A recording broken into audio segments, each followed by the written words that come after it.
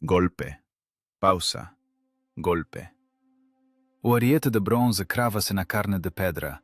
O ar está saturado de poeira de cal, fumaça acre e o suor de milhares de legionários. No final da primavera do ano 73, a melhor máquina de guerra do mundo antigo abriu este abscesso de pedra inacessível. A 10ª Legião rompe a brecha, escudos cerrados, espadas curtas desembainhadas. As gargantas dos soldados estão prontas para soltar um rugido animal primitivo.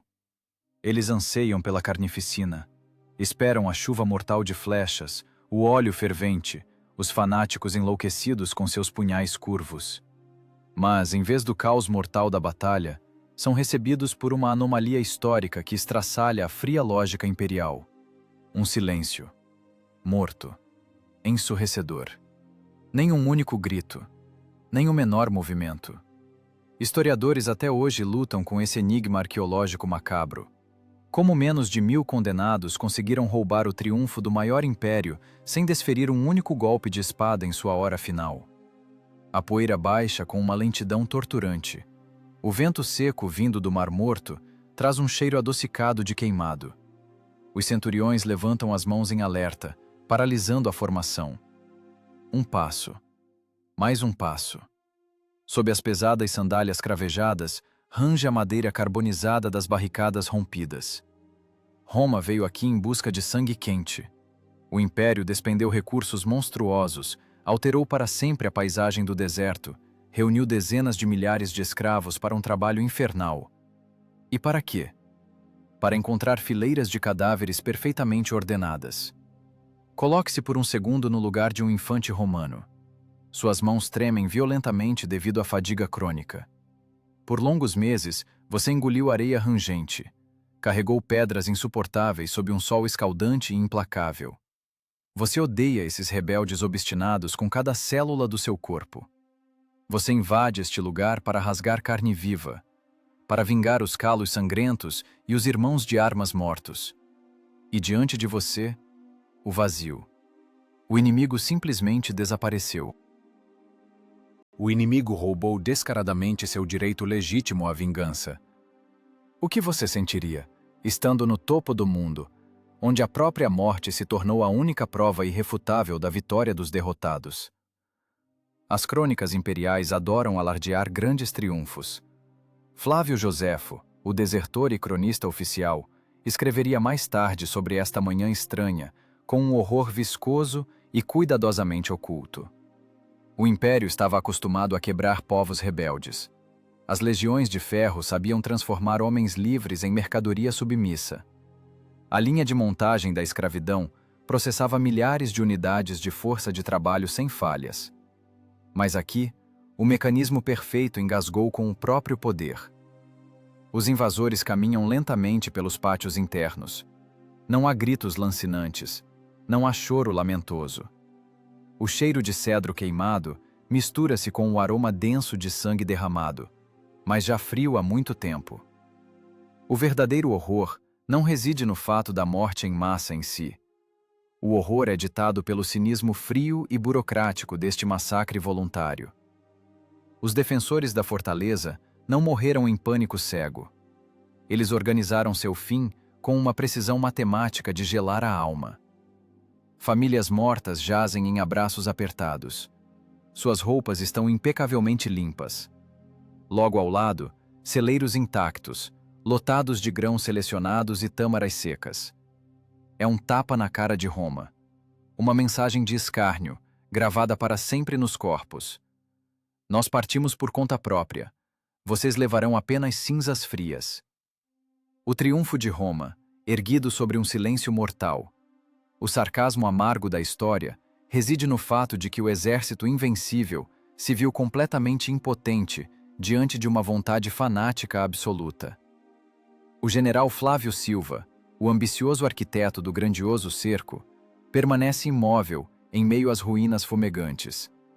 Sua mente de engenheiro genial, suas colossais torres de cerco, as titânicas muralhas de terra. Agora, todo esse esplendor parece um amontoado patético de entulho de construção. O Império venceu categoricamente a Guerra dos Engenheiros, mas sofreu a mais esmagadora derrota moral. Os soldados baixam os pesados escudos, desorientados. O tilintar do aço inútil contra as pedras fere os ouvidos mais do que qualquer grito.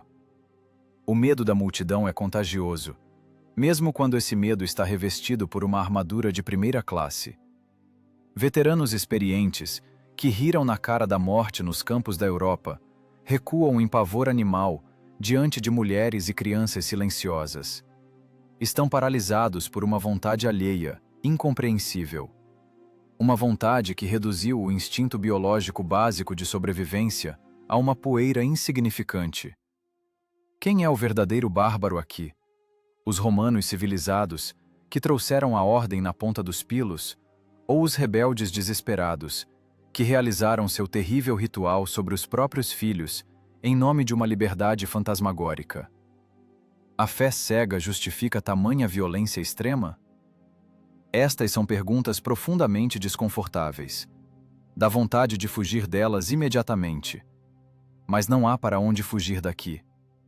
A rocha milenar agarra a todos pela garganta com um aperto mortal. Massada há muito deixou de ser apenas pedra e areia. É uma ideia radical, venenosa, que incinera tudo até as cinzas. A liberdade absoluta. E para entender a anatomia dessa loucura, é preciso olhar para trás.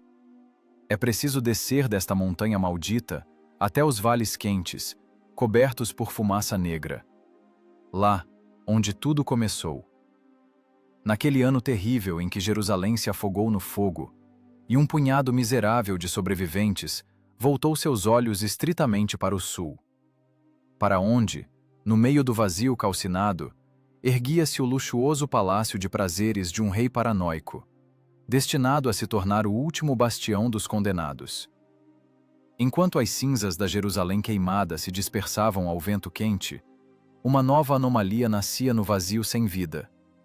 O último bastião dos condenados. Ao final do ano 70, a grande cidade finalmente caiu. O antigo templo transformou-se em ruínas fumegantes. A liberdade ardeu até às cinzas. Dezenas de milhares de pessoas tornaram-se mercadoria viva.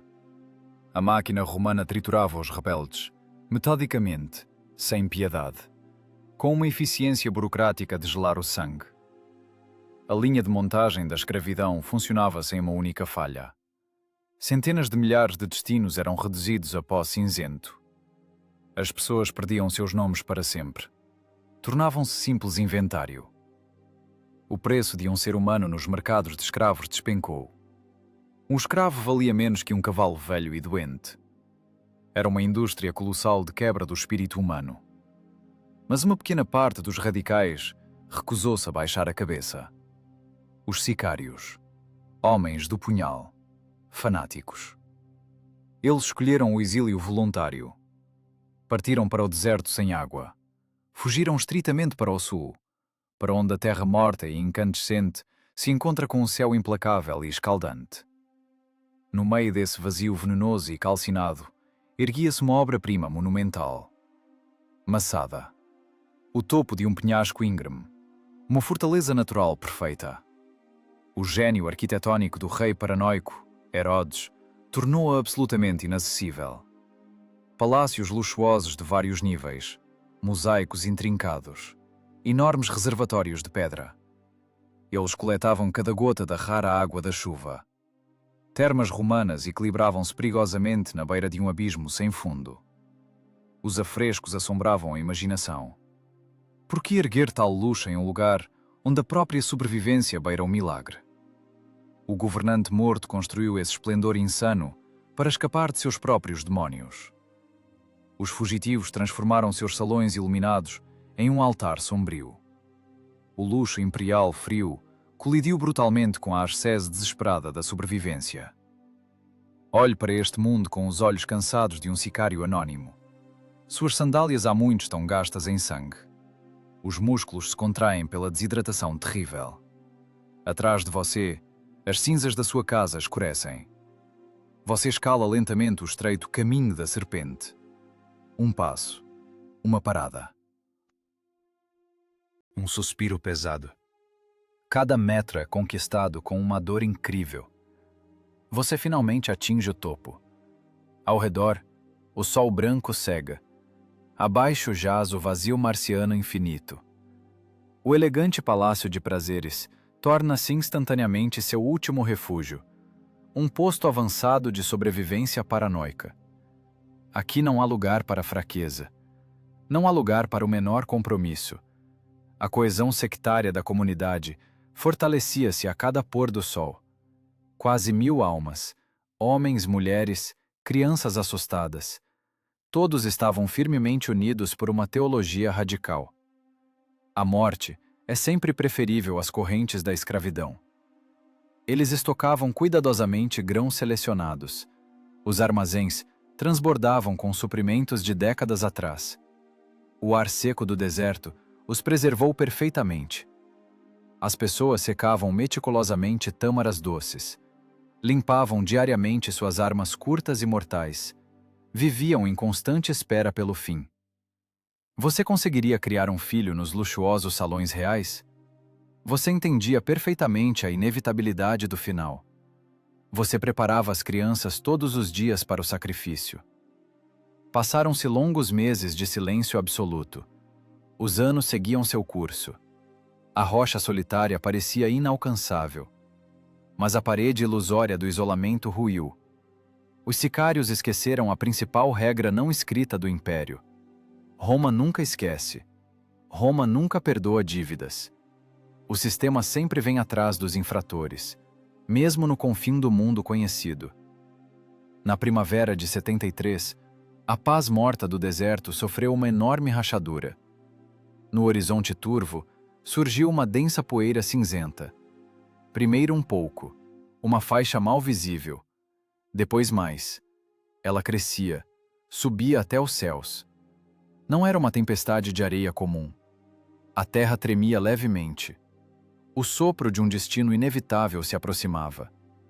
A ilusão de segurança absoluta despedaçou-se em pequenos fragmentos. O erro do sobrevivente. Os radicais acreditavam piamente na força da montanha. Estavam fatalmente enganados. Lá embaixo, o aço polido e frio brilhou. Surgiram os escudos retangulares alinhados. Legiões. Milhares de assassinos profissionais marchavam em ritmo perfeito. Eles não vieram aqui por ouro. Não havia tesouros aqui. Vieram por um princípio de ferro. A punição deve ser o mais exemplar possível. A terra pedregosa e calcinada ao redor do penhasco íngreme começou a mudar rapidamente. O inimigo construía metodicamente os quadrados perfeitos dos acampamentos militares. O poder imperial colidiu com a audácia dos fanáticos encurralados. Roma construía estradas magníficas. As estradas traziam a lei. Massada reforçava muralhas espessas. As muralhas continham o medo. O conforto palaciano tornou-se uma gaiola de ouro. O radicalismo transformou-se na única religião. Mas as leis imperiais são sempre escritas com o sangue dos vencidos. Nenhuma pedra enorme salva do sufocamento metódico. A armadilha gigante fechou-se definitivamente. As rotas de fuga desapareceram. A maciça rocha solitária viu-se no centro de um gigantesco anfiteatro natural da morte. Os únicos espectadores silenciosos eram os abutres famintos. O diretor desta grandiosa encenação sangrenta era o novo comandante. Rígido, incrivelmente pragmático. Um legado absolutamente desprovido de qualquer sentimentalismo. Um homem com o coração frio de um engenheiro calculista. Lá embaixo, entre as coortes em marcha da 10ª Legião, seu nome já ecoava. Um nome que muito em breve se tornaria sinônimo de um aperto de aço implacável para os defensores. Flávio Silva. Flávio Silva não era um sádico louco.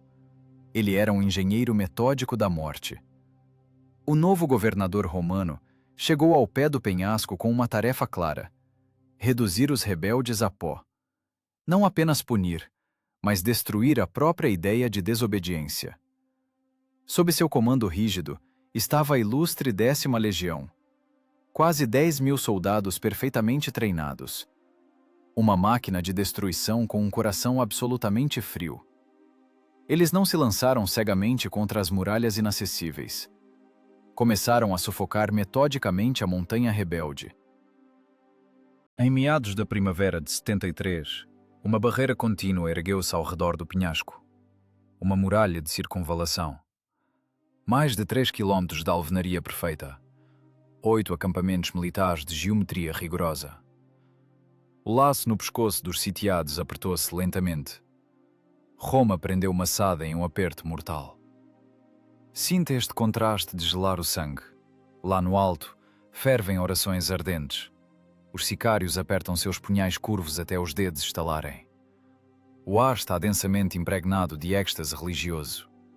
Estão prontos para o combate sagrado. Anseiam por um ataque impetuoso. Lá embaixo, reina uma ordem absoluta, assustadora. Os agrimensores romanos esticam calmamente cordas de medição. Os centuriões conferem monotonamente listas intermináveis de suprimentos. Sem emoções desnecessárias. Sem fúria. Apenas uma burocracia mortal e seca. Os legionários cavam fosses profundos. Constroem altas torres de vigia. Posicionam calmamente as patrulhas noturnas. A ratoeira fechou-se com o baque surdo de uma pedra pesada. Os defensores da fortaleza observavam do alto aquela tarefa metódica de formiga.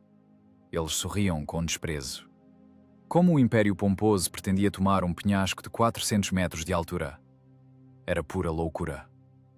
A própria natureza criara aquele escudo de pedra inacessível. Encostas afiadas despencam abruptamente no abismo. Areias movediças deslizam traiçoeiramente. Precipícios mortais escancaram-se por todos os lados. Os céticos dentro da fortaleza sussurravam alegremente sobre o iminente esgotamento dos romanos. A água neste deserto maldito vale mais que ouro puro. 10.000 gargantas exigem suprimentos diários colossais. As legiões simplesmente secariam sob o sol escaldante. Mas Silva provou ser muito mais astuto. A logística imperial realizou o impossível. Dezenas de milhares de animais de carga transportavam diariamente água fresca e grãos através dos desertos calcinados. Roma criou um rio artificial infinito de suprimentos bem no meio do inferno. As caravanas estendiam-se em uma linha contínua desde os oásis mais remotos. A ilusão de uma salvação próxima para os sitiados desintegrou-se em pó fino. O tempo mudou de dono. Agora, ele trabalhava cruelmente contra os rebeldes obstinados. O equilíbrio frágil ruiu. A situação mudou radicalmente.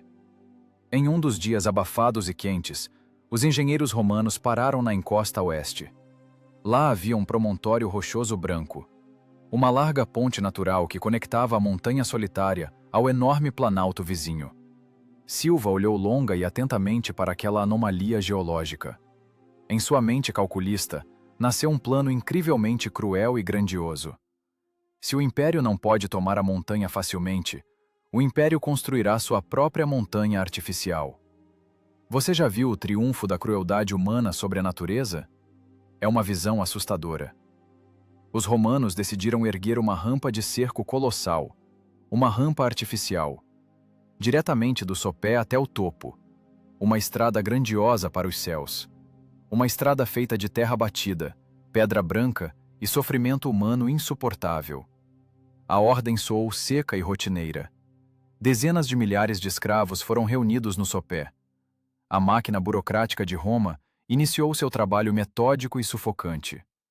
Cada árvore seca nos arredores foi imediatamente derrubada pelo machado de ferro. Cada rocha transformou-se em material de construção anônimo. O silêncio ensurdecedor da espera angustiante foi substituído pelo bater rítmico de centenas de picaretas pesadas. A geometria do cerco passivo adquiriu instantaneamente um volume agressivo. O Império nunca perdoa insultos. O Império sabe nivelar metodicamente qualquer obstáculo. O fanatismo absoluto colidiu com a engenharia imperial sem alma. O que se provaria mais forte? A fé ardente dos condenados ou o cálculo matemático frio dos carrascos? Os soldados romanos não estavam apenas erguendo cegamente um aterro de terra. estavam construindo a personificação material e tangível da morte inevitável. Cada novo metro da larga rampa destruía lentamente a esperança dos sicários. Cada tronco de árvore nivelado aproximava implacavelmente a hora do acerto de contas sangrento. O cerco passivo adquiriu formas monstruosas e perversas. Já não era uma guerra clássica de espadas e lanças. Era uma guerra sofisticada de nervos expostos e logística impecável. Os romanos preenchiam monotonamente o abismo profundo com milhares de toneladas de rocha. A paisagem mudou irreconhecivelmente. As pedras do deserto antigo perderam sua inocência natural. Tornaram-se o símbolo silencioso de um destino opressor e inevitável. Esse destino de pedra monstruoso rastejava lenta, mas firmemente, em direção ao céu. Enquanto esse destino de pedra monstruoso rastejava lentamente em direção ao céu, no topo do penhasco fermentava uma verdadeira tempestade de desespero. Os romanos não estavam apenas movendo toneladas de terra. Estavam projetando a tortura moral mais sofisticada do mundo antigo. Coloque-se por um momento no lugar de um prisioneiro judeu. O sol queima impiedosamente a retina dos olhos. Os lábios há muito estão rachados pela sede eterna. O ar cheira densamente a poeira quente.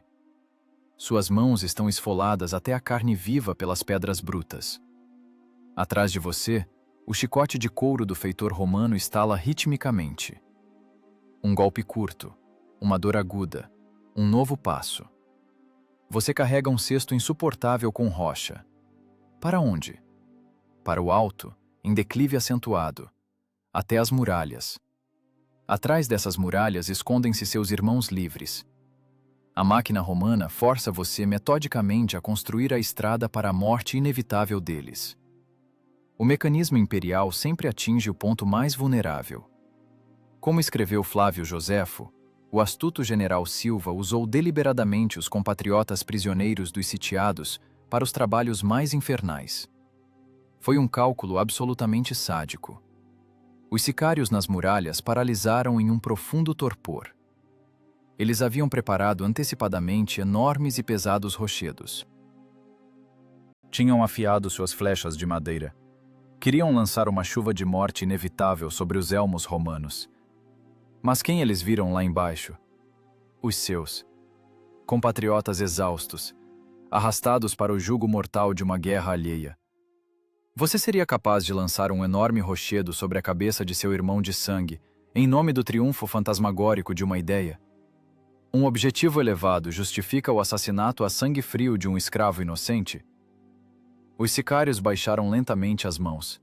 As pedras pesadas permaneceram imóveis nos largos parapeitos.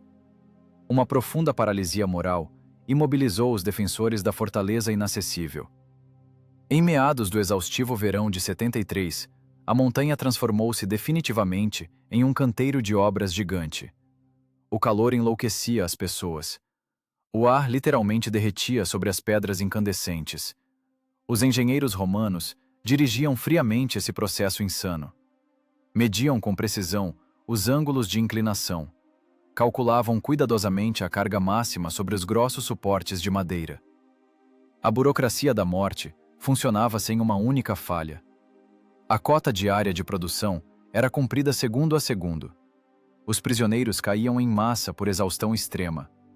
A linha de montagem do Império descartava centenas de unidades de força de trabalho a cada santo dia. Os corpos eram simplesmente arrastados para o lado.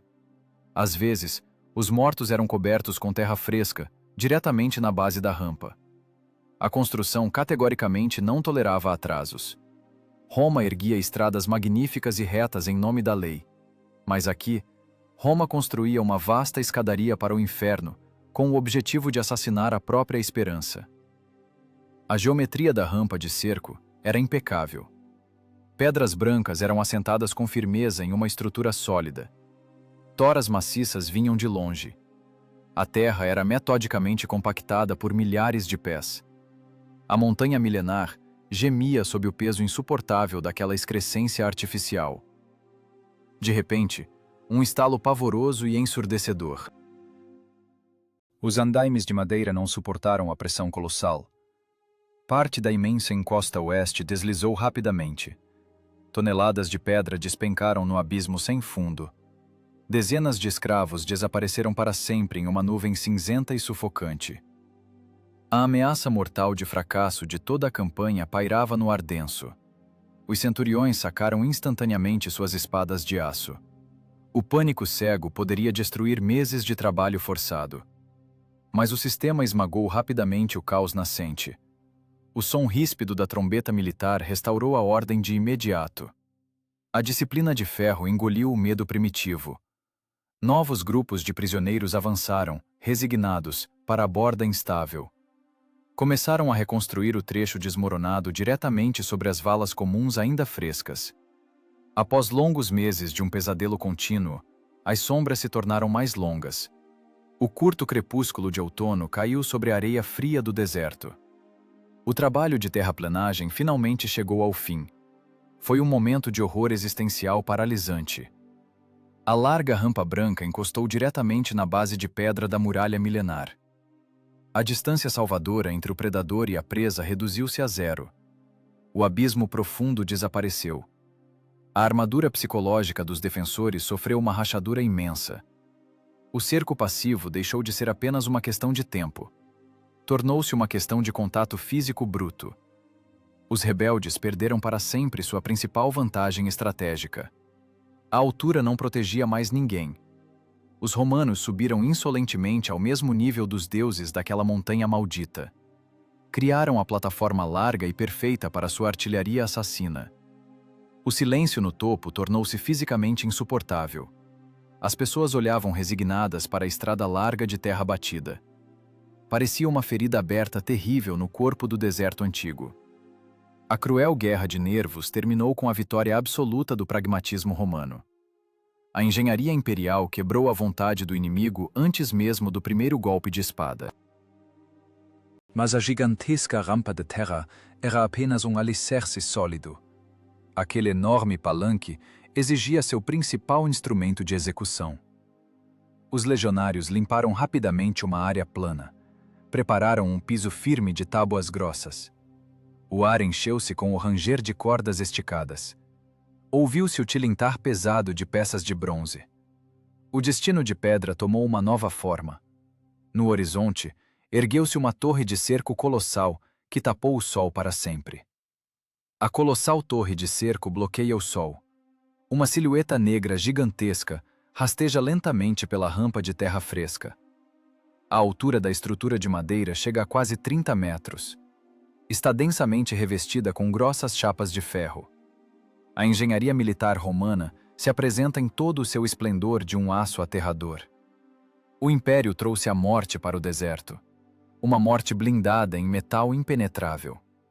Dentro desse monstro que range, esconde-se a principal ferramenta do final inevitável. Um enorme ariete de bronze. Uma tora pesada e maciça, suspensa com segurança por grossas correntes metálicas. Entre nessa torre abafada. Sinta-se como uma engrenagem do mecanismo imperial sem alma. Respire o ar pesado e viciado. Ele cheira forte a óleo quente, suor antigo e ferro úmido. Dezenas de legionários agarram-se com força às cordas grossas e ásperas. Os músculos das costas queimam como um fogo insuportável. O oficial bate ritmicamente em um tambor pesado. Batida. Inspira, puxa. Batida. Inspira, puxa. A máquina de aço aproxima-se inevitavelmente das pedras milenares da fortaleza. No final do outono do ano 73, o ar sobre a montanha estremeceu. Ouviu-se o primeiro golpe do ariete. A montanha soltou um gemido longo e lamentável. A alvenaria de pedra do Palácio de Herodes servira fielmente por décadas, mas não fora projetada para a agressão concentrada daquela grande máquina. Um golpe. Outro impacto monstruoso. O perímetro externo de pedra sofreu uma rachadura imensa. Os blocos brancos, perfeitamente ajustados, começaram a esfarelar rapidamente. O ar encheu-se instantaneamente de uma espessa poeira branca de cal. Pedaços enormes de rocha sólida despencaram com um estrondo pavoroso no abismo sem fundo. As balistas romanas, dos níveis superiores da torre, fustigavam continuamente os parapeitos com uma chuva densa de pesadas setas de ferro. A burocracia da morte colhia metodicamente sua farta safra. Os defensores viram-se acuados no canto mais sombrio. Mas o que faz uma fera acuada um segundo antes da morte inevitável? Oferece a garganta docilmente? Ou usa sua astúcia mais engenhosa? Os sicários revelaram-se muito mais espertos do que o ambicioso general Flávio Silva imaginava. Eles não tentaram reforçar cegamente a pedra morta que se esfarelava. Compreenderam a tempo uma verdade física simples. O que é rígido sempre quebra. O que é flexível sempre absorve o impacto. Enquanto o ariete transformava metodicamente a muralha externa alva em ruínas cinzentas, os rebeldes erguiam febrilmente uma nova barreira logo atrás da pedra condenada. Desmontaram os telhados do palácio luxuoso. Cortaram enormes vigas de cedro. Dispuseram-nas em duas fileiras paralelas e densas, e preencheram o vão entre elas até a borda com terra fofa e solta. Mulheres e crianças carregavam o solo com as mãos nuas, arrancando as unhas até a carne viva. Foi uma improvisação de engenharia genial. Um verdadeiro triunfo da sobrevivência desesperada. A imensa brecha na muralha de pedra finalmente desabou com um estrondo. O caminho para dentro estava aberto. Os centuriões gritaram de alegria. A vitória parecia tão próxima. Mas, por trás da nuvem de poeira que baixava, o que esperava os legionários era a mais amarga decepção. A cabeça de bronze do ariete atingiu a segunda linha de defesa com uma força terrível. Não se ouviu o estalo triunfante da quebra, mas sim um baque surdo e zombeteiro. O ariete atolou profundamente na terra macia. O poderoso impulso cinético simplesmente dissolveu-se sem deixar rastro na massa de solo. O colchão de terra funcionou como uma mola de amortecimento perfeita. Quanto mais forte os romanos enfurecidos batiam, mais a barreira macia se compactava. A barricada tornava-se apenas mais resistente a cada nova investida inimiga. A força imperial inabalável colidiu com a plasticidade astuta do desespero. O mecanismo perfeito quebrou diante da lógica primitiva da sobrevivência. Os soldados dentro da torre sufocavam com a poeira acre e com a própria fúria cega. Golpeavam repetidamente. As cordas grossas rangiam perigosamente. As palmas das mãos dos legionários esfolavam-se em sangue vivo. Tudo era absolutamente inútil. A grande máquina de guerra de Roma atolou de forma vergonhosa. Um punhado de fanáticos maltrapilhos acabara de enganar os melhores engenheiros do mundo antigo. Por um breve instante, um triunfo genuíno brilhou no topo da montanha. Uma doce e inebriante ilusão de salvação. Os defensores gritavam de alegria com vozes roucas. Olhavam para a fúria impotente do inimigo lá embaixo. A hesitação tática das invencíveis cortes romanas parecia um milagre absolutamente impossível. Quem dita as regras agora? O império invencível em armaduras brilhantes ou um punhado de loucos com as mãos sujas de lama até os cotovelos? Roma quebrava pedras duras para ditar sua lei de ferro, enquanto Masada moldava a lama maleável para preservar sua frágil liberdade. Mas a alegria dos rebeldes foi catastroficamente prematura. O general Flávio Silva observava aquela vergonha humilhante com uma calma gélida. Sua técnica aclamada sofrera um fiasco vergonhoso diante de todo o exército. A pedra morta cedera facilmente à teimosia, mas a madeira viva e a poeira comum detiveram o aço de primeira classe. Isso significava que todas as regras do cerco precisavam mudar imediatamente. Quando a força cinética bruta do metal se esgotou completamente, a mente calculista romana voltou-se para outro elemento. Para aquela força natural que desconhece totalmente a piedade e não reconhece barreiras de terra. O ar pesado cheirou nitidamente a enxofre acre. Surgiu o aroma denso de piche fervente. Silva preparava seu novo e mais implacável argumento. O comando soou seco e incrivelmente ríspido. Os legionários abandonaram para sempre o ariete inútil. Pegaram tochas acesas com suas mãos calejadas. Os romanos decidiram transformar aquelas vigas obstinadas em uma grandiosa pira funerária. Começaram seus terríveis jogos de deuses com o fogo. Esgotada a força bruta do bronze, a mente imperial recorreu à força primitiva da natureza. Os jogos com o fogo começaram sem discursos pomposos, uma ordem seca do legado. O clarão da primeira faísca, o cheiro de pichacre atingiu as narinas com força. O pragmatismo romano nunca conhece a piedade. Se a madeira teimosa não pode ser atravessada, então deve ser simplesmente reduzida a cinzas cinzentas. Centenas de tochas acesas caíram como chuva sobre a genial barricada flexível. Setas pesadas, densamente lambuzadas com piche fervente e enxofre inflamável, cravaram-se assobiando nas vigas secas de cedro. A madeira, que assara por longos meses sob o sol implacável do deserto, inflamou-se em um instante. O ar literalmente explodiu. O calor insuportável das chamas rugentes atingiu o rosto de ambos os lados. Uma fumaça negra, densa e sufocante, cobriu rapidamente o céu límpido sobre a montanha milenar. A muralha incendiou-se com uma velocidade assustadora e voraz. A engrenagem do cerco mudou de marcha. Mas então, uma terceira força, absolutamente imprevisível, interveio no plano matematicamente preciso de Roma. Uma força que não dá a mínima para ambições imperiais ou orações fanáticas dos condenados, a própria natureza. Um vento súbito e impetuoso soprou do lado do Mar Morto. Ele capturou as longas línguas de fogo e, com uma fúria selvagem e inacreditável, lançou o incêndio diretamente contra o rosto dos romanos que avançavam. O turbilhão de fogo lambeu avidamente a colossal torre de cerco. Os legionários, presos em suas pesadas armaduras, recuaram em pânico cego. Seu monstro de madeira, sua arma invencível de vitória, estava subitamente sob ameaça de destruição total. A máquina de morte de Roma começou a devorar a si mesma rapidamente. Coloque-se na borda do parapeito em chamas, ao lado de um defensor exausto. Seu rosto está coberto por uma fuligem espessa e gordurosa. Seus pulmões queimam com a fumaça acre. E, de repente, você vê com seus próprios olhos a força cega da natureza repelindo impiedosamente o inimigo invencível. As chamas rugem, afastando as coortes de ferro. É um milagre, uma intervenção divina real e incontestável. A ilusão de salvação absoluta inunda sua mente exausta. Os deuses finalmente ouviram as preces. O inimigo foge aterrorizado para salvar a própria pele. Quase 1000 almas condenadas no topo do rochedo soltam um único grito de triunfo, rouco e histérico. Mas os deuses jogam sempre com cartas marcadas.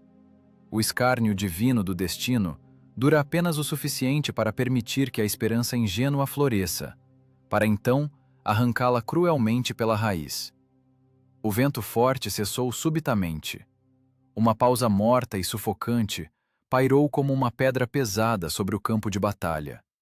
E então, a direção do vento mudou de forma brusca e traiçoeira, como se uma mão gigante invisível tivesse virado uma chave. Uma rajada violenta soprou do sul.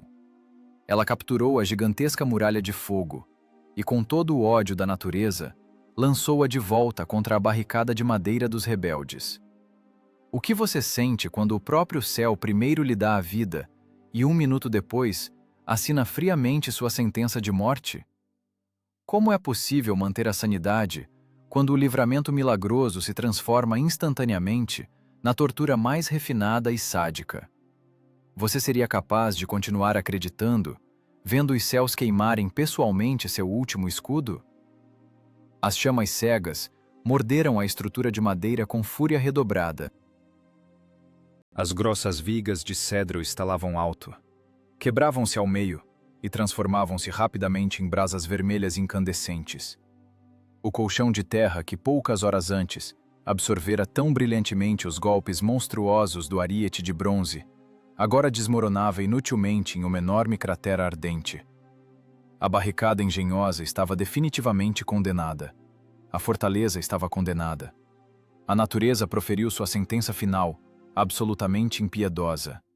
Não havia apelação. Não restava nenhuma chance de salvação. O general Flávio Silva, Observava aquela catástrofe grandiosa com uma calma gélida. Em seus olhos escuros, refletia-se o gigantesco clarão infernal. A mente pragmática do engenheiro compreendeu tudo. Por hoje, o trabalho pesado e sujo estava encerrado. O som seco da trombeta militar deu uma nova ordem. Os legionários romanos recuaram lenta e organizadamente para seus acampamentos fortificados. Não precisavam mais derramar seu precioso sangue inutilmente. O fogo fazia todo o trabalho por eles. A muralha terminaria de queimar garantidamente até o início da manhã. E, ao amanhecer, o império entraria calmamente e tomaria seu direito legítimo sobre a vida dos derrotados. Os romanos foram dormir tranquilamente, absolutamente certos de sua vitória iminente. Deixaram os rebeldes sozinhos com seu próprio fim em chamas. A natureza revelou-se um carrasco muito mais eficaz do que qualquer mecanismo engenhoso do império. A esperança dos condenados ardeu muito mais rápido do que a madeira velha e seca. O fogo devora as fortificações frágeis para abrir caminho ao ferro frio, mas a força da natureza devora a esperança humana para abrir caminho à loucura absoluta. Uma atmosfera completamente diferente e opressiva instalou-se no topo do rochedo milenar. O breve triunfo estático deu lugar a um pânico cego e paralisante. Os defensores recuavam em terror animal diante da muralha ruginte de fogo onipresente. O calor selvagem queimava cruelmente seus cabelos e consumia suas últimas ilusões ingênuas. Não há mais volta. Amanhã, as legiões marcharão aqui. Amanhã, começará o massacre metódico, as correntes de ferro e a vergonha eterna da escravidão. Quando o escudo externo de madeira finalmente ruiu, expondo o coração indefeso da cidadela, uma escuridão assustadora se instalou. A névoa que se adensava caiu como um manto pesado sobre as pedras antigas que esfriavam. O estalar suave das brasas que se apagavam tornou-se o único som naquele silêncio terrível e surrealista. Os sitiados viram-se trancados na armadilha de sua própria impotência. Ficaram absolutamente sozinhos com seu destino iminente. E naquela treva profunda, iluminada apenas pelo fogo vermelho agonizante, chegou a noite da escolha terrível. A noite da escolha terrível engoliu Masada. O estalar das brasas que esfriavam marcava as últimas horas de vida da fortaleza milenar. A escuridão adensava-se rapidamente, rastejava por cada canto do palácio destruído do rei paranoico. Quase 1000 almas condenadas reuniram-se na ampla praça de pedra. Homens com os rostos enegrecidos pela fuligem impregnada.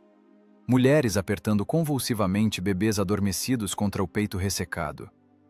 O ar estava completamente saturado de um medo viscoso e do cheiro acre de madeira queimada.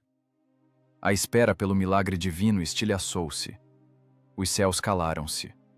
As legiões lá embaixo afiavam suas espadas curtas. E então, um homem deu um passo à frente. Alguém cuja voz mudaria para sempre o curso da história. O líder dos rebeldes, Eleazar ben Yair. Ele não prometeu uma salvação ingênua. A salvação não existia mais na natureza. Ele ofereceu algo muito mais assustador. Eleazar propôs uma liberdade radical e absoluta. Uma liberdade que só poderia ser comprada ao preço do crime mais inimaginável. O líder falava muito baixo, mas cada uma de suas palavras caía como uma pedra tumular pesada em um abismo sem fundo. Os romanos virão com certeza ao amanhecer. Eles não lhes darão uma morte rápida em um combate justo. A engrenagem do império esmagará metodicamente sua dignidade humana. Suas esposas se tornarão brinquedos sem direitos para legionários suados e cruéis. Seus filhos crescerão como escravos submissos. Esquecerão seus nomes para sempre. Serão vendidos nos mercados empoeirados de Roma por um preço menor que o do gado de carga. Vocês estão dispostos a engolir calados essa vergonha eterna? Feche os olhos e torne-se, por um segundo, um dos homens anônimos naquela multidão. Suas mãos tremem violentamente devido ao cansaço crônico. Sua esposa segura com força sua manga rasgada. Os dedos dela estão gélidos. A criança dorme calmamente no ombro magro dela. Você ouve a voz hipnótica do líder. Essa voz penetra diretamente sob a pele. Não soa do lado de fora, soa dentro do seu próprio crânio. Você compreende com clareza cristalina. Ele tem razão. Você imagina vividamente as mãos rudes dos soldados romanos no pescoço de sua esposa. Você vê nitidamente o chicote pesado descendo sobre as costas de seu filho pequeno. Essa imagem mental é absolutamente insuportável. Ela queima fisicamente suas entranhas. O tremor desaparece subitamente. Sua mão pousa com firmeza no punho frio da lâmina. Você está pronto. Você seria capaz de olhar friamente nos olhos de seu filho, sabendo exatamente que amanhã colocarão uma coleira de ferro em seu pescoço? Qual destino é objetivamente mais terrível? Um golpe rápido pelas mãos de um pai amoroso? Ou longas décadas de humilhações sangrentas sob a bota do império? Essas perguntas retóricas terríveis rompiam os padrões habituais, quebravam o psiquismo humano. Eleazar justificava logicamente o que era completamente inimaginável. Ele reformatou a própria moral básica. Em seu discurso, a morte deixou de ser uma tragédia. Tornou-se, de repente, a única arma disponível. Um instrumento impecável de vingança cruel. Morreremos livres, sussurrava ele na escuridão. Nós mesmos seremos nossos carrascos implacáveis. Roubaremos com nossas próprias mãos o triunfo tão esperado e sofrido do Império. Que eles capturem apenas cadáveres frios e cinzas cinzentas. Foi um momento de ruptura psicológica profunda. O magnetismo do líder fanático paralisou a vontade dos ouvintes. As mulheres pararam de chorar baixinho. Os homens apertaram suas armas até os nós dos dedos ficarem brancos. O medo animal primitivo das legiões foi substituído por um êxtase paralisante dos condenados. A multidão era rapidamente infectada pelo vírus da autodestruição voluntária. Não era mais um punhado miserável de fugitivos. Formava-se um organismo único e monolítico, pronto para cometer um suicídio coletivo em nome de uma ideia abstrata. Mas a biologia básica sempre resiste desesperadamente. O instinto animal de sobrevivência gritava freneticamente: escondam-se, implorem por piedade, vivam a qualquer custo. Uma hesitação momentânea pairou no ar pesado. Alguém baixou os olhos com culpa. Alguém tentou uma objeção fraca. A dúvida é o inimigo mais mortal do fanatismo. Eleazar percebeu essa fraqueza passageira. Ele desferiu seu último golpe esmagador contra a razão. O líder acusou-os cruelmente de covardia diante da eternidade. Declarou, de forma peremptória, que seus corpos pertenciam a Deus. Os centuriões romanos não tinham nenhum direito sobre eles. Render-se significava trair a própria essência do universo. Roma triturava os corpos humanos para vergar o espírito, enquanto Massada decidiu destruir os corpos para manter o espírito intocado. No fim, ambas revelaram-se apenas faces distintas de uma mesma loucura monstruosa. A moral desmoronou por completo. Os instintos calaram-se para sempre. Naquela praça de pedra fria, nasceu uma resolução inevitável. O ápice de um delírio coletivo. Maridos encararam suas esposas com olhos vacantes. Em seus olhares, não restava uma gota de esperança. Havia apenas um vazio ensurdecedor. Sem pânico, sem lágrimas. Apenas a mecânica seca e aterrorizante de um fim iminente. As pessoas dispersavam-se em silêncio, recolhendo-se aos seus quartos escuros.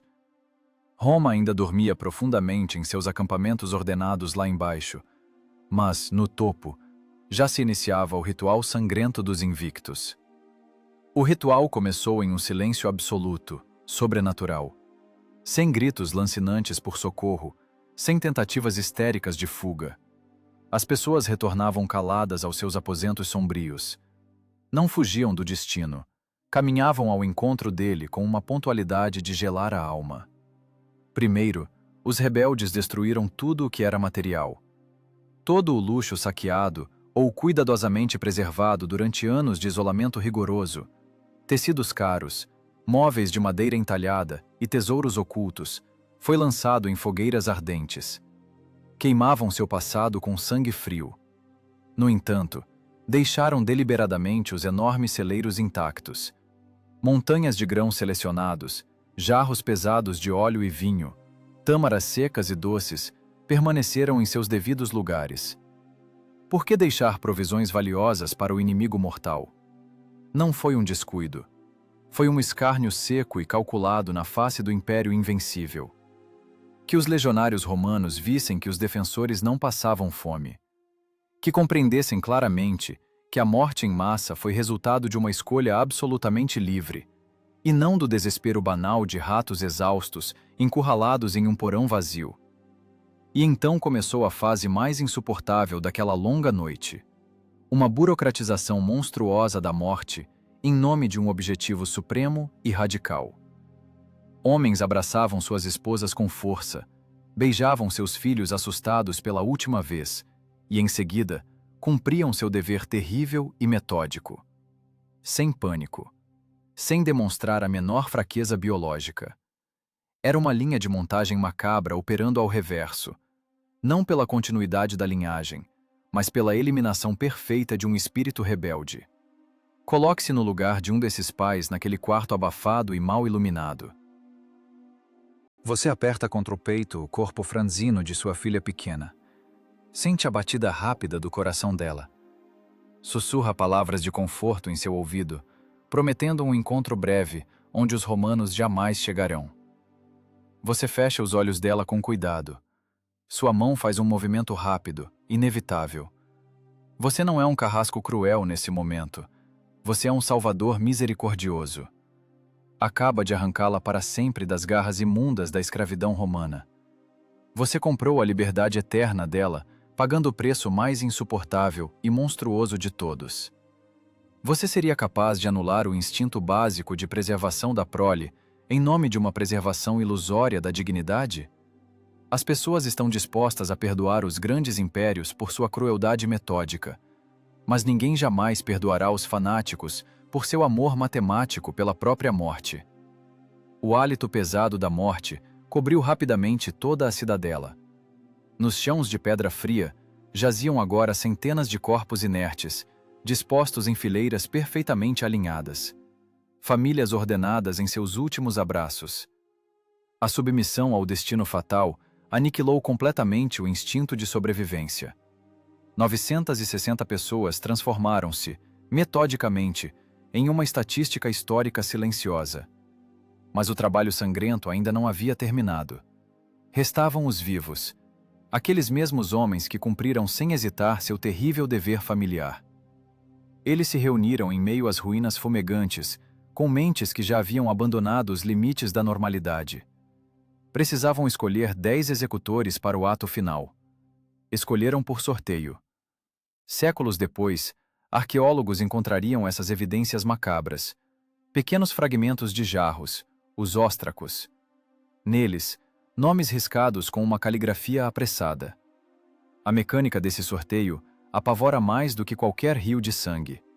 Uma loteria seca, onde o prêmio principal era o direito de tirar a vida de seus irmãos de armas.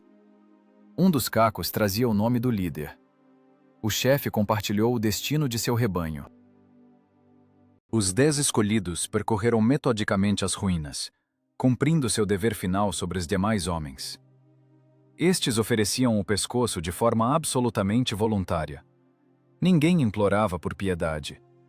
O triunfo da ideia fanática absoluta sobre a frágil carne humana atingia seu ápice sombrio. Horas depois, restou apenas um único homem vivo entre quase 1000 mortos. Ele percorreu lentamente cada cômodo, verificando cada corpo meticulosamente, como um inspetor romano minucioso. Tinha a obrigação de garantir que nenhuma alma viva caísse nas mãos do inimigo odiado. Certificando-se da ordem perfeita da morte, o último rebelde ateou fogo ao palácio. As chamas deveriam ocultar os últimos vestígios. Então, aproximou-se dos corpos de sua família, apertou o punho da espada com as 2 mãos e desferiu um golpe rápido. Uma última e pesada queda. Massada mergulhou definitivamente em um silêncio sinistro. A vida abandonou aquela montanha antiga. a enorme rocha transformou-se em uma tumba silenciosa e inacessível. Apenas a brisa matinal soprava as cinzas cinzentas pelos pátios de pedra vazios. Essas cinzas logo pousariam nas armaduras polidas e sujariam as sandálias pesadas daqueles que já iniciavam sua subida lenta e firme pela rampa de cerco. Os legionários romanos lá embaixo esperavam ansiosamente pelo amanhecer para tomar, pelo combate, seu triunfo legítimo. Eles não faziam ideia de que subiam para colher apenas as cinzas amargas de sua própria vaidade. A luz fria da manhã iluminou, indiferente, as pedras enegrecidas pela fuligem. O amanhecer da primavera do ano 73 não trouxe alívio. Trouxe, em vez disso, um vazio existencial ensurdecedor. Os soldados da 10ª Legião subiam em formação cerrada pela rampa de cerco. Passo. O tilintar da armadura pesada. Uma respiração profunda. Os gládios firmemente empunhados em mãos calejadas. À frente, uma enorme brecha fumegava. A muralha externa finalmente ruíra. O caminho estava aberto. Os soldados esperavam um grito furioso, uma chuva de pedras pesadas e flechas mortais. Em suas veias tensas, fervia a adrenalina acumulada por longos meses de trabalho exaustivo no deserto implacável. O Império viera cobrar sua dívida de sangue com sangue frio. O centurião experiente ergueu a mão bruscamente. A vanguarda, com um grito de guerra ensurdecedor, invadiu a brecha. Escudos cerrados, olhos caçando vorazmente um alvo vivo. O bote. O golpe. Mas o grito morreu instantaneamente no cheiro denso de queimado. Não havia alvo. A melhor máquina de guerra do mundo antigo colidiu, em plena velocidade, com um silêncio absoluto e paralisante. A poeira cinzenta assentava-se lentamente sobre os elmos de bronze brilhantes. Veteranos que haviam passado por dezenas de campanhas cruéis estancaram, desorientados. Dentro da enorme cidadela, não havia uma única alma viva. Nem um único sicário armado até os dentes, nem uma mulher apavorada. Nem o menor ruído. Apenas o estalar suave das cinzas esfriando sob as pesadas sandálias ferradas. Os conquistadores avançavam com uma cautela incrível para o interior do palácio destruído. Seu triunfo grandioso, conquistado com suor e sangue, começava a se dissolver rapidamente no ar frio da manhã. Os legionários espreitavam com receio os aposentos escuros, e ali os aguardava um golpe contra o qual nenhuma armadura imperial poderia proteger. Fileiras de mortos perfeitamente ordenadas. Centenas de corpos mudos. 960 pessoas jaziam em ordem rigorosa, como em um desfile burocrático solene e macabro. Nenhum sinal de pânico cego, nenhum indício de luta desesperada pela vida. Roupas limpas, rostos estáticos e calmos. Um terror animal travou instantaneamente as gargantas dos invencíveis soldados romanos.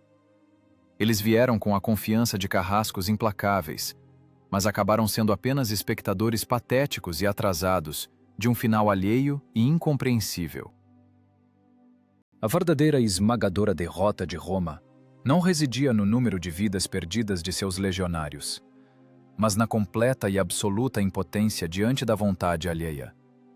Imagine-se por um segundo no lugar desse veterano grisalho. Você dedicou toda a sua vida ao estudo da arte precisa da guerra.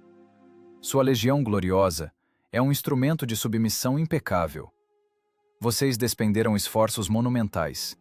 Construíram uma rampa ciclópica. Ergueram uma torre de assalto gigantesca. Fizeram tudo estritamente conforme o manual da tática imperial. E agora, você está parado como um idiota no meio de uma fortaleza morta, e sua arma letal parece apenas um pedaço de ferro inútil. O que significa, afinal, a sua grande força se o inimigo simplesmente se recusou a jogar o seu jogo? Quem, na realidade, dita as regras aqui? O vencedor com a espada ensanguentada ou o vencido que caminhou voluntariamente para a eternidade? Você consegue sentir esse retrogosto insuportavelmente amargo de uma vitória roubada para sempre? Mas o golpe mais sofisticado e sádico aguardava os romanos um pouco adiante. Os enormes armazéns frescos, celeiros cheios até a borda, com grãos da melhor qualidade, estoques intactos de água limpa, tâmaras doces e azeite precioso. Essa natureza morta cínica era mais eloquente do que qualquer maldição lançada do alto das muralhas. Os rebeldes não se renderam por uma fome banal. Eles partiram no auge de suas capacidades. Demonstraram ao grande império, com frieza e cálculo, que a morte foi uma escolha consciente e livre. A engenharia inabalável de Roma tornou-se instantaneamente lixo inútil diante de um desfecho tão monstruoso. As armas e armaduras do império perderam o sentido onde o adversário nomeou a si mesmo como carrasco. A fundação moral de concreto armado da 10ª Legião sofreu uma rachadura irreparável. Homens fortes, envoltos em aço, recuavam em um medo primordial. A psicologia do predador alfa despedaçou-se contra o frio mortal da ordem perfeita do sacrifício. O Império Romano sempre se alimentou do medo alheio e da submissão incondicional. Mas como submeter aqueles que se destruíram metódica e terrivelmente, apenas para não se porem de joelhos? Foi uma falha sistêmica colossal. Uma desmoralização total de um exército inteiro. O legado Flávio Silva, o arquiteto cruel deste cerco inigualável, permanecia em silêncio absoluto. Sua mente fria de engenheiro recusava-se a compreender a geometria monstruosa daquela loucura coletiva. Roma sempre construiu suas estradas magníficas para levar sua lei de ferro, mas desta vez, Massada construiu uma muralha invisível de corpos mortos para anular, para sempre, a própria essência dessa lei. O triunfo esperado não aconteceu. A vitória cheirava a cinzas mortas e a uma humilhação ardente. Os conquistadores vagavam sem rumo entre centenas de cadáveres silenciosos, sentindo-se roubados. Tomaram para si pedras nuas que não serviam para nada, mas perderam de forma irremediável o controle sobre a própria história. E enquanto os legionários, atordoados pelo silêncio ensurdecedor, tentavam processar a magnitude de sua catástrofe moral, um som veio das profundezas escuras das antigas cisternas. Um ruído quase imperceptível. Um movimento microscópico em meio ao mar de morte absoluta. Um suspiro baixo e assustado, pronto para transformar aquele fato burocrático em um mito imortal e abrasador. O suspiro ecoou pelos labirintos de pedra desertos. Vinha de debaixo da terra, de uma cisterna profunda, onde a luz do sol não penetrava. Os legionários viraram-se bruscamente. As espadas deixaram as bainhas com um tilintar metálico. Teria o inimigo astuto apenas se escondido? Começaria finalmente aquele combate honesto e sangrento pelo qual engoliram poeira por meses? O centurião deu uma ordem seca. Soldados blindados desceram cautelosamente para a escuridão. Mas o que trouxeram à superfície não foram fanáticos armados. Da umidade subterrânea, piscando dolorosamente sob a luz forte, saíram lentamente 7 sombras pálidas. 2 mulheres e 5 crianças. Apenas 7 sobreviventes milagrosos entre quase 1000 mortos. Eles ficaram sentados em silêncio na escuridão, enquanto, lá no alto, se realizava o julgamento mais terrível do mundo antigo. Observe esta cena pelos olhos cansados do legado Flávio Silva. Você é o arquiteto de um cerco sem precedentes. Você está aí, em sua armadura de gala, como o vencedor incontestável. E diante de você está uma mulher suja, exausta, cheirando a mofo. Ela não se joga de joelhos, não implora por piedade. Em seus olhos escuros não há medo animal. O que transborda ali é a calma gélida de uma testemunha do Apocalipse. E quando seus lábios ressecados começam a se mover, cada palavra martela como um malho pesado o último prego no caixão do seu triunfo imperial. Ela narra aos romanos chocados, de forma seca e sem emoção, o que aconteceu naquela noite. Fala sobre o discurso hipnótico de Eleazar, que penetrava até os ossos. Sobre como os pais mataram friamente suas esposas e filhas. Sobre o sorteio de precisão matemática. Sobre o fogo que consumiu o passado. Os oficiais romanos, veteranos de dezenas de guerras, escutam essa crônica de gelar a alma em um silêncio paralisante. Os burocratas da morte percebem que foram derrotados de forma humilhante em seu próprio campo. O Império sempre acreditou deter o monopólio da violência, mas aquelas pessoas maltrapilhas tomaram esse monopólio para si com audácia. Aquele foi o momento do nascimento de um mito imortal. Um mito 1000 vezes mais forte do que torres de assalto ou arietes de bronze. Aqueles 7 sobreviventes não eram troféus patéticos. Eram mensageiros da eternidade. Portadores vivos de um vírus que, em breve, infectaria as mentes de milhões. Os romanos ainda não compreendiam que, junto com aquelas mulheres frágeis, saía para a luz uma ideia imune à ferrugem, às espadas e ao tempo. Os impérios acreditam ingenuamente que a história é escrita pelos vencedores. Mas, às vezes, ela é ditada pelos perdedores que tiveram tempo de queimar todos os rascunhos. Formalmente, sob a ótica das estatísticas militares, o cerco terminou com um sucesso grandioso. A fortaleza caiu. A resistência foi esmagada. O visto nos relatórios imperiais foi colocado com tinta carregada. Mas, moralmente, aquilo era um abismo catastrófico. Os soldados romanos abandonavam aquela montanha maldita em silêncio total, com os ombros caídos. Sem marchas triunfais, sem júbilo. Carregavam na memória o retrogosto venenoso de uma vitória roubada. A invencível 10ª Legião retirava-se para as sombras, deixando para trás apenas a ordem perfeita dos mortos e celeiros cheios de grãos que não serviriam a ninguém. Todos esses legionários orgulhosos se transformarão em poeira. O Império Romano ruirá sob o ataque dos bárbaros. Os aquedutos secarão e os templos serão cobertos pelo mato. Mas a história de um punhado de obstinados que escolheram a morte em vez da escravidão, em uma rocha solitária no meio do deserto, sobreviverá por milênios. O mito de Massada se tornará uma arma cultural, alimentando rebeliões e gerando discussões furiosas.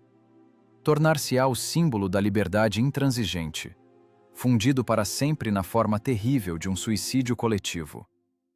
O silêncio das ruínas esconde o verdadeiro preço desse fato histórico.